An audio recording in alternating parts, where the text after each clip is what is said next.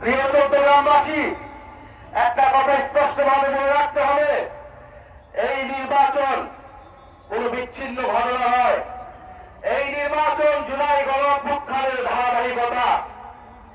জুলাই গণঅভ্যুত্থানের মধ্য দিয়েই, হাজারো শহীদের রক্তের মধ্য দিয়েই আমরা আজকে নির্বাচন করে গণতন্ত্রের দিকে যাওয়ার আকাঙ্ক্ষা করতে পারছি।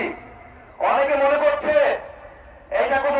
এটা একটা বিচ্ছিন্ন ঘটনা, এটা একটা সাধারণ নির্বাচন, এটা গত 16 বছর তাদের লড়াইয়ের ফসল। যারা এটা মনে করছে তারা ভুল ভাবছে, তারা গণঅভ্যুত্থানকে অস্বীকার করার চেষ্টা করছে।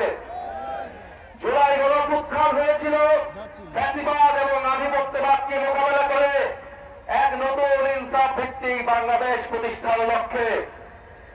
কিন্তু আমরা দেখছি আমাদের পার্শ্ববর্তী দেশ, যারা বিভিন্ন সময় গত 16 বছর ধরে বাংলাদেশের রাজনীতি এবং বাংলাদেশের নির্বাচনে বারবার হস্তক্ষেপ করে গিয়েছে, এবারের নির্বাচনকে ঘিরেও তাদের নানা তৎপরতা আমাদের চোখে পড়ছে। তাদের একজন কূটনৈতিক বলেছেন যে 11 দলীয়